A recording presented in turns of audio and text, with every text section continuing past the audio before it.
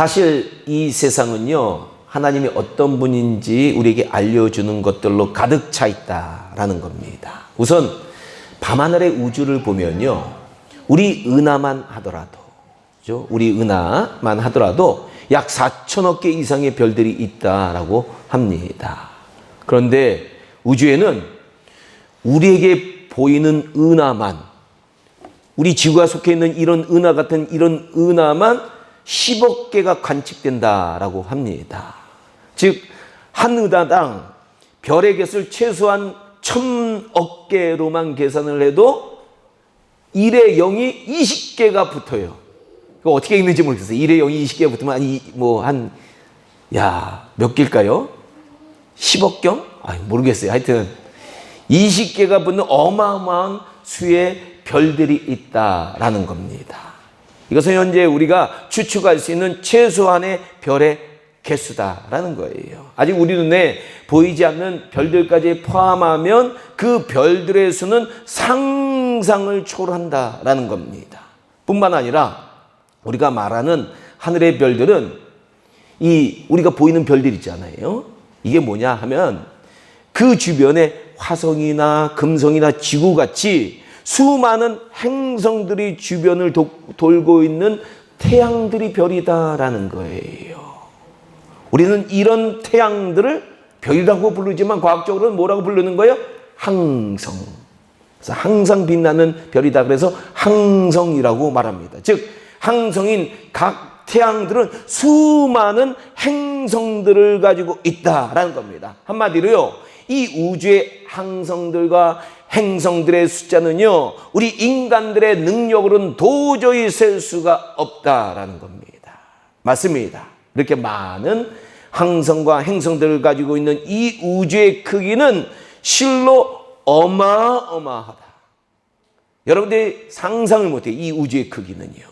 그렇다면 이런 거대한 우주를 만드신 하나님은 얼마나 크신 분인지 우리는 추측할 수 있다라는 겁니다. 하나님은 정말로 거대한 거예요. 위대하신 분이에요. 그런데 사람들이 너무나도 어리석어서 자기가 조그마니까 부처같이 작은 이 돌 같은 걸 만들었고 그게 신이래. 어리석은 거예요.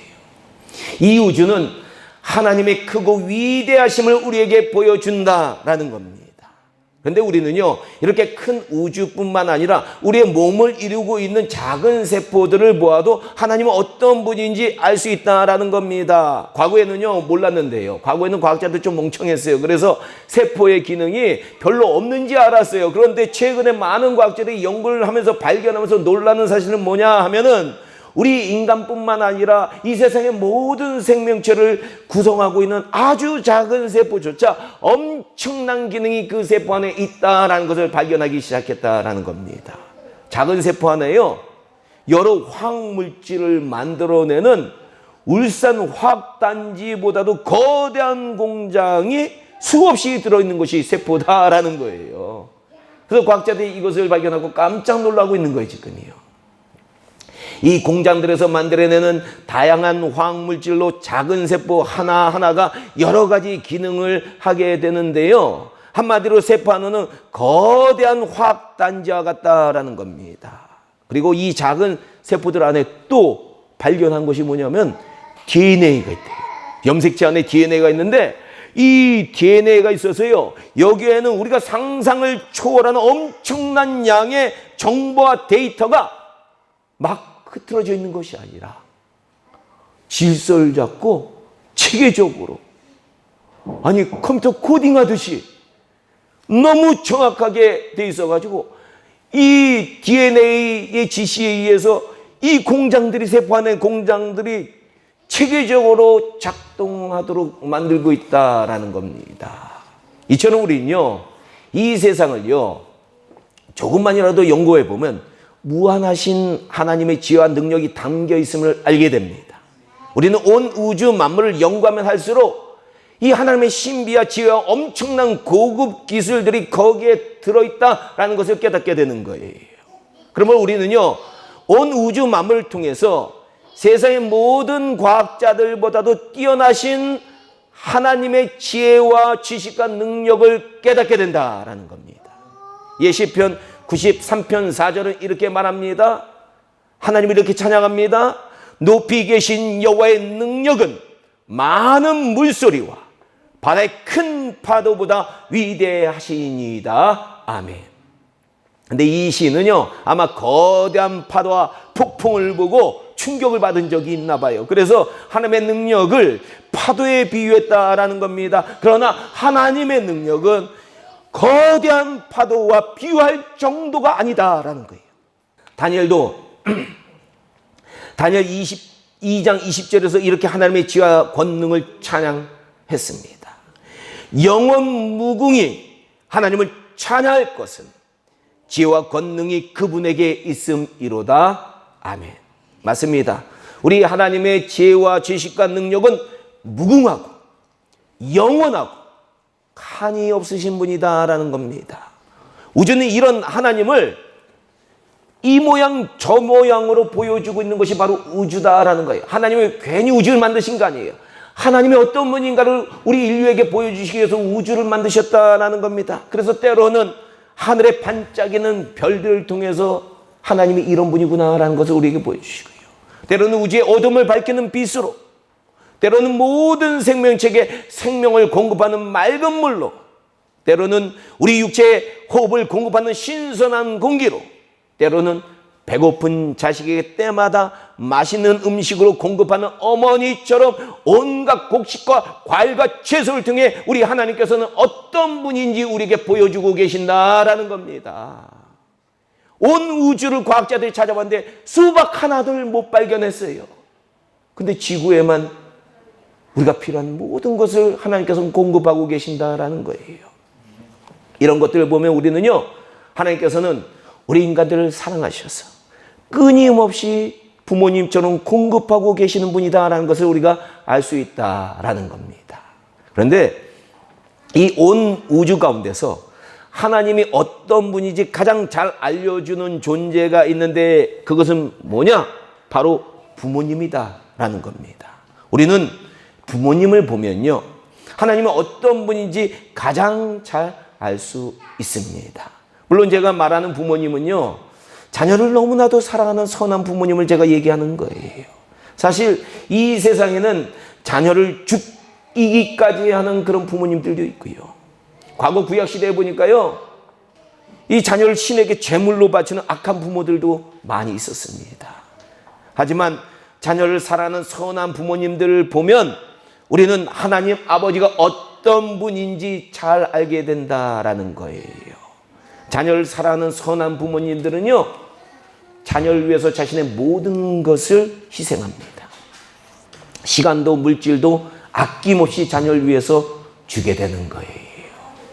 부모는 콩나물값 100원을 아껴서 자녀들이 필요한 것을 사줍니다.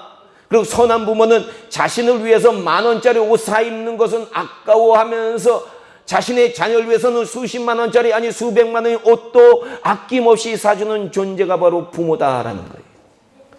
과거에요, 제가 제 장인 어르신을 보니까요, 참 그런 걸 참 감동하는 순간들 많이 느꼈는데요. 제 아내가 한 번은요, 국제 학회가 있어서 상담학을 전공하다 보니까 호주를 가야 되는 일이 생겼어요. 근데 그때 제가 너무 바빠가지고 제 둘째 아들인 장인 아들을 돌볼 수 없는 상황이 되었습니다. 그러자 이 허리가 아파가지고요, 복대를 차고 장인어른이 계셨거든요. 근데 제 둘째 아들을 당신의 집으로 데리고 가셔가지고요, 이 장인어른과 함께 돌보시다가 그만 우리 둘째 아들이 얼마나 치대는지 허리를 심하게 다치신 거예요. 그래도 딸과 사이가 돌아왔는데 미안할까봐 아무 얘기도 안 하고 침대에 누워 계신 거예요, 그냥. 그때 저는 나중에 알았어요, 이런 일이 있었다는 거. 장인어른을 통해서 한없는 하나님의 사랑을 느끼고 생각한 적이 있었다라는 거예요. 그렇습니다. 이런 선한 부모님들은 우리 하나님의 어떤 분임을 우리에게 잘 보여주는 위대한 하나님의 작품이다라는 겁니다. 그래서 어떤 시는요, 시는 모든 곳에 있을 수 없기 때문에 어머니를 만들었다. 라고 말합니다. 하나님은 당신을 대신해서 우리에게 그의 사랑을 보여주시기 위해서 부모님을 우리에게 보내주신 것이다 라는 겁니다.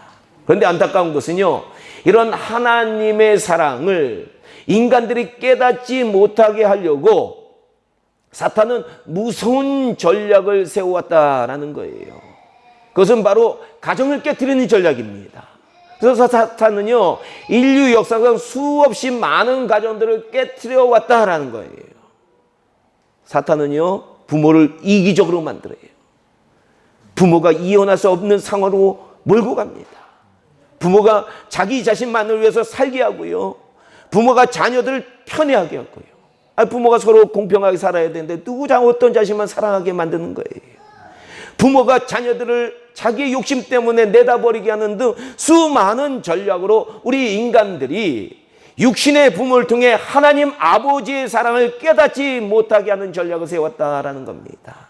그런데 문제가 최근에 더 무서운 전략을 세웠어요, 사탄이요. 그게 뭐냐? 우리 인간을 남자와 여자로 만드신 하나님, 남자와 여자로 만드셨다는 것은 하나님이 우리 인간의 부모님이란 얘기거든요. 이 하나님을 거부하게 만들기 위해서 여자와 여자, 남자와 남자가 부부가 되게 하는 동성애로 전 세계의 가정들을 깨트리는 전략을 집중적으로 지금 세우고 있다라는 겁니다. 앞으로 전 세계는요, 동성애 가정에 입양되어서 양육받은 자녀들이 많아질 거예요, 점점이요. 근데 거의 대부분 이런 자녀들이 이 동성애자들인 그들의 양부모를 보면서 남자와 여자로 만드신 하나님의 사랑을 거부할 수밖에 없는 마인드를 갖게 만들 것이다 라고 추측할 수밖에 없습니다. 즉 동성애를 죄라고 규정하시는 하나님의 사랑을 거부하게 하기 위한 동성애를 통해 가정을 깨뜨리려는 전략에 무섭게 전 세계를 지금 파고들고 있다라는 거예요. 오늘 우리는요, 가정의 달에 하나님의 사랑을 가장 잘 보여주는 전 세계의 가정들을 지켜달라고, 하나님 정말 지켜달라고 기도해야 됩니다. 그리고 이 사탄의 전략에 대항하는 여러 가지 운동들, 많은 기독교인들과 기독교 시민단체 사람들이 운동을 펼쳐나가야 돼요. 가만히 있으면 안 돼요. 이걸 회복시켜야 된다는 운동들이 펼쳐나가야 되는 거예요. 기독교인들이 가만히 있으면 안 되는 거예요. 이걸 보고 애타면서 기도하면서 운동들을 펼쳐나가야 되는 거예요. 그리고 우리 자신들도요, 우리 가정들을 잘 지켜나가야 됩니다. 오늘 본문의 말씀은요, 이런 하나님의 사랑을 온 우주 가운데에서 가장 잘 깨닫게 하는 가정을 우리가 잘 지키는 방법을 하나님께서 바울사도를 통해서 우리에게 말씀하고 계신다는 거예요. 그 첫째가 뭐냐?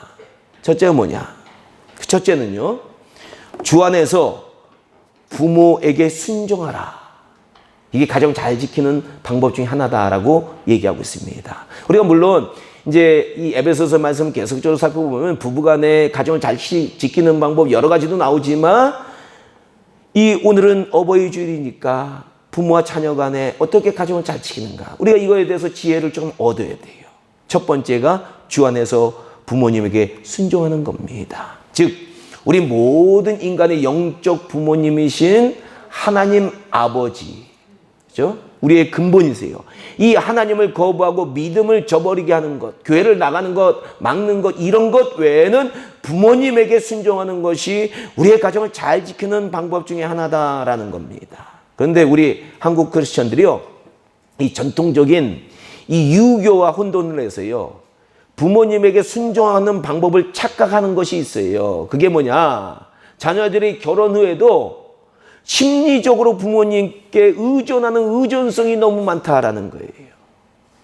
창세기 2장 24절에서 보니까 하나님께서는 남자와 여자를 만드시고 이렇게 명령하셨습니다. 이러므로 남자가 부모를 떠나 그의 아내와 합하여 둘이 한 몸을 이룰지로다. 아멘. 이 말씀은 결혼하면 아예 부모님 떠나서 부모님은 거들떠보지도 않고 찾아오지도 않고 둘이서만 살라, 그런 얘기가 아니에요. 이 말씀은 남녀가 결혼하면 그들도 하나님의 형상을 나타내는 독립적인 아름다운 가정 공동체를 이루어 나가야 한다라는 겁니다. 결혼하면 부모님께 의존하지 말고 부부간에 서로 잘 상의해서 모든 걸 결정하고 부부간의 신뢰를 쌓아가면서 새로운 사랑의 공동체를 이루어서 결국 이 가정을 통해 그들의 자녀들에게도 하나님의 사랑을 보여주어라 라는 그런 말씀이다라는 거예요. 그러므로 주 안에서 부모에게 순종하는 가정은요, 맨날 부모님께 의존하는 가정이 아니라 경제적으로나 문화적으로나 심리적으로 자신들만의 독립된 가정을 잘 이루어 나가는 이 아름다운 공동체를 이루어 나가는 것이다 라는 겁니다. 만약 자녀들이요 늘 부모님께 손 벌리는 가정이 되면 이 가정은 주 안에서 부모님께 순종하는 것이 아니라 불순종하는 가정이 되는 것이다 라는 거예요. 맨날 부모님께 손 벌리면 어떻게 되겠어요? 부모님 속 타요. 제가 보니까 속 터지는 거예요. 그러니까 독립적인 가정을 이루기 위해서 우리는요 열심히 일해야 돼요. 부부 안에 서로 사랑하고요 건강한 가정을 이루려고 노력 많이 해야 됩니다. 근데 하지만 주 안에서 부모님께 순종하는 것을 유교식으로 이제 잘못 이해한 가정들이 보니까요 무턱대고 부모님께 의존하다가 그렇죠? 이혼하는 가정들이 많아요. 이거 주의해야 됩니다. 이거는 성경에서 얘기하는 부모님께 효도하라는 것, 공경하라는 것이 무엇인지 어떤 의미인지 잘 몰라서 그러는 거예요. 부부는 일단 결혼하면 독립을 잘 이뤄나가야 돼요.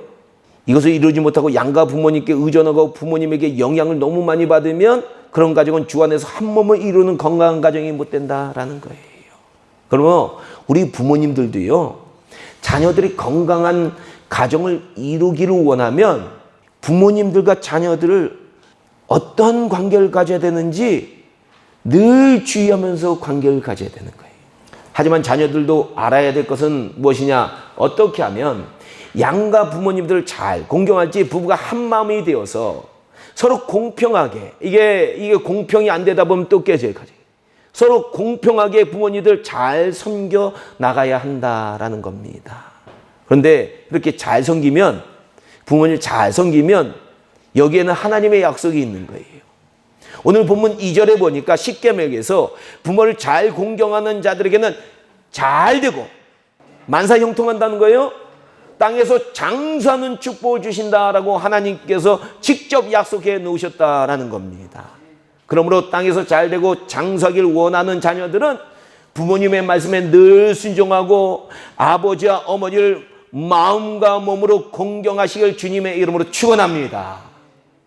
다음으로요, 우리가 우리의 가정을 잘 지키기 위해서는 성경에 보니까 오늘 본문에 보니까 가정에서 아버지들이 좀 주의하라고 성경은 얘기하고 있어요. 어머니들이 주의하라는 얘기는 별로 안 해요. 가정에서 성경은 아버지들이 주의하라고 얘기하고 있다라는 겁니다. 사실 많은 가정들을 보면요, 어머니보다는요 아버지와 자녀들의 갈등을 가지는 가정들이 많이 있습니다. 세상에는요.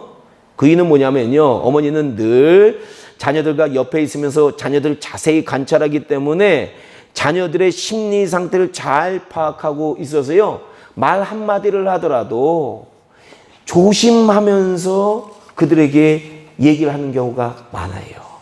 자녀들에게 상처 안 주려고. 물론 세상에는요, 이 자녀들에게 함부로 얘기하는 어머니들도 있어요. 하지만 아버님들은 보니까요, 자녀들과 보내는 시간이 정말로 부족해요. 세상에 나가서 일을 많이 하다 보니까. 그래서 자녀들의 현재 상태를 잘 모르고 어쩌다가 자녀들과 함께 시간을 보낼 때면 자신의 생각과 자신의 기준으로 자녀들에게 마구 말하고 훈계하고 조언하는 경우가 허다하다라는 겁니다. 이게 마치 이런 경우나 마찬가지예요. 어떤 사람이 가게를 운영하고 있는데 이 사정도 모르면서 이렇게 운영해라 저렇게 운영해라 막 옆에서 조언하면 그 조언이 안 먹혀 들어가요. 우리도 마찬가지 아니에요. 내 형편도 모르는데 모르는 사람이 나의 삶에서 이래라 저래라 간섭하면 얼마나 짜증납니까? 이게 받아들이기 힘든 거예요. 부모님과 자녀의 관계도 마찬가지입니다. 상당수의 부모님들이요, 자녀들과 충분한 나눔과 공감대를 가지지 못하고 자녀들에게 불쑥불쑥 엉뚱한 말을 하는 거예요. 저도 그러더라고요. 그래서 자녀들 스트레스를 줘. 그러다 보면 자녀들을 화나게 하는 경우가 부모님들이 많이 있다라는 겁니다. 특히 오늘 본문 4절 상반절에 뭐라고 얘기하느냐? 아버지들에게 경고하고 있는 거예요. 또 아비들아, 너희 자녀들 노엽게 하지 말라. 그렇죠? 노엽게 하면 자녀들을 어렸을 때부터 노엽게 만들면 그 열매가 안 좋아요. 가정에서 아버지들은 자녀들 노엽게 할 경우가 많음을 아시고 하나님께서는요, 아버지들에게 자녀들을 대할 때 조심해서 잘 대하라고 경고하셨다라는 것 우리가 잘 알아야 됩니다. 그리고 아버지들이 또 성경이 뭐라고 얘기하냐, 자녀들을 대할 때 가장 좋은 방법을 제시를 해요. 성경 금지만 하는 것이 아니라 방향을 제시를 꼭 해요. 성경을 가만히 읽어보면요, 뭐라고 얘기하냐, 하나님의 교훈과 훈계로 자녀들 대하라 라고 얘기를 하는 거예요. 평소 자녀들과 충분한 시간을 가지지 못하는 아버지가요, 어머니도 마찬가지예요. 만약에 그러면 자녀들과 대화할 수 있는 가장 좋은 방법은 하나님의 말씀을 함께 나누면서 말씀을 통해 교훈과 훈계를 나누는 것이다 라는 겁니다. 저도 보니까요, 제 아들이 일본에 있다 보니까 어쩌다가 한 번씩 전화를 하거든요. 자기 엄마하고는 늘 전화를 하니까 모든 상황을 하니까 괜찮은데, 저는 어쩌다가 한 번씩 얘기를 불쑥불쑥 하면은 화를 나게 만들어요, 제가. 그런데 하나님의 말씀을 나누면 전혀 그런 문제가 없어요. 아버지가요, 하나님의 말씀을 나누게 되면 자녀들의 마음을 상하게 하고 화나게 하는 경우가 드물다라는 거예요. 사실 이 자녀들과 대화를 잘하는 아버지들로 유명한 민족이 유대인인데, 이 유대인들의 아버지들은요, 딱 6시 이후면 저녁 시간이 되면 되도록이면 자녀들과 식사 시간을 가지려고 노력한다라는 겁니다. 그리고 이때 주로 무엇부터 풀어나가느냐, 종교적인 얘기를 먼저 한대요. 신앙적인 얘기. 이런 얘기를 쫙 하다가 서서히 마음의 문이 열리면 다양한 얘기들로 이야기를 나누는 시간을 가진다라는 겁니다. 그래서요, 유대인들은요, 이 식사 시간이 너무나도 재밌는 시간이고 너무나도 즐거운 시간이어서 이 대화 시간이 어쩔 때는 3시간 이상씩 돼가지고 9시 반, 10시까지 이렇게 이어지는 경우가 많다라고 합니다. 그래서 유대인들은요, 이 아버지와의 식사 시간의 대화를 통해서요, 학교에서 배운 것들보다도 더 많은 것을 배우는 아름다운 시간이 유대인들의 식사 시간이다라는 겁니다. 야, 우리나라도 이런 시간들이 이 사회에 정착되면 얼마나 좋겠어요. 돈 버는 게 중요한 게 아니거든요, 아버지들이요. 돈 버는 것만 중요한 게 아니에요. 가정을 나누는 게, 그렇죠? 함께하는 것 너무 중요한 거예요. 그런데 이 유대인들의 아버지가 자녀들과 대화하는 방법을 보면 절대로 우리나라 아버지처럼 아버지가 자신의 이야기만 길고 장황하게 하는 경우가 절대 없다라는 거예요. 우리나라 아버님들 보면 1930년대, 40년대부터 얘기를 계속 하거든요. 자녀들은 겪지 않으니까 재미가 없는 거예요. 관심이 없는데 계속 얘기를 해. 그러니까 자녀들이 부모님하고 같이 있고 싶지가 않아. 근데 유대인들의 아버님들은요, 자녀들이 자신의 의견을 잘 말하도록 유도하고 들어주는 놀라운 기술을 가지고 있대요. 이게 문화적으로 그렇게 이 기술이 쫙 몸에 배어 있는 거예요, 유대인들의 아버지는요.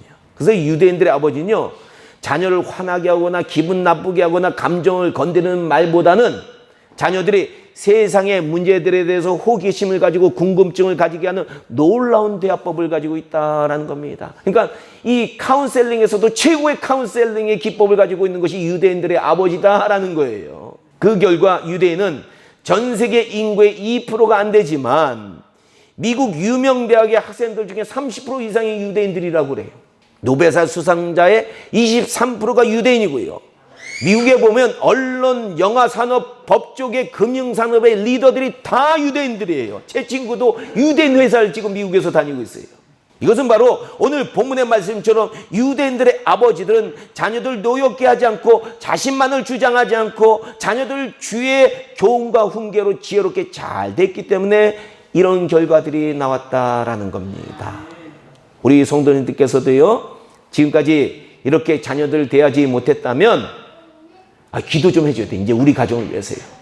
우리 자녀들은 손주들 이렇게 대하면서 살 수 있게 해달라고 하나님께 기도해야 됩니다. 그리고 다 큰 자녀들 이제 부모님과 대화하는 거 별로 안 좋아해요. 그러니까 되도록이면 뭐 대화 잘 안 되니까 성경 공부를 통해서 함께 대화를 나눠 보도록 이제 노력을 해야 돼요. 우리는 유대인들처럼 성경에 대한 깊은 지식 별로 없잖아요. 탈무드 교육 방법도 잘 모르잖아요. 자녀들 잘 다루지 못해요. 하지만 성경 공부는 잘 준비만 하면 자녀들과 나눌 수 있어요. 그래서 요새 상당수의 많은 교회들이 부모님들이 자녀들과 성경 공부를 나누도록 부모님들을 엄청나게 훈련시키고 있대요. 우리도 예를 들어서 어떻게 해야 되느냐? 부모님들이 성경 공부 책자를 자녀에게 사가지고 잘 포장해서 이제 선물로 좀 줘야 돼. 주고 너 바쁘지. 그렇지만 틈틈이 나와 함께 이것 좀 공부할 수 있도록 노력해보자. 라고 하고 이제 시간이 줄 안 된단 말이에요. 그러니까 카톡으로 내가 느꼈던 것, 1장 1절에서 느꼈던 것, 저 자녀가 느꼈던 것도 한번 올려봐라. 꾸준히 이렇게 하다 보면 성경 공부를 통해서 대화의 장이 열리기 시작할 수 있다라는 겁니다. 그러다 보면 서로 공통적으로 부모와 자녀들이 말씀을 통해 대화를 하기 시작한다는 거예요. 이때 이제 부모님들이 주의해야 되는 게 뭐냐 하면 자녀들에게 부모님들은 교회를 오래 다니면서 성경에 대해서 잘 하니까 이게 오류에 빠지는 게 뭐냐면 자꾸 성경을 가르치려고 한대, 부모님들이. 가르치면 안 되고요. 그들이 스스로 말씀을 찾아가면서 공부할 수 있도록 옆에서 돕는 조력자의 역할을 해야 된다라는 겁니다.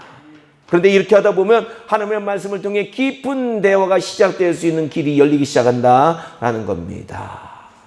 부디 우리 선미교회에서는요, 많은 분들이 성경 공부 훈련을 좀 잘 받아서 우리 원 목사님이 훈련시키고 계시잖아요. 이 훈련 잘 받아서 이 자녀들과 또 주변의 많은 영적 자녀들과 함께 깊은 영적 대화를 나누는 그런 가정들, 그런 어르신들이 하나 둘씩 생겨나가기를 주님의 이름으로 축원합니다. 이런 역사가 일어나야 돼요. 그냥 내 얘기를 하면 안 돼요. 어르신들은 하나님의 말씀을 우리 후세들과 나눠야 되는 겁니다. 부디 이 가정의 달에 또 어버이 주일에 우리 가정들을 아름답게 지켜나가야 되겠다는 굳은 결단의 역사가 우리들뿐만 아니라 전 세계 교회 가운데 일어나기를 주님의 이름으로 축원합니다. 축원합니다. 기도하도록 하겠습니다.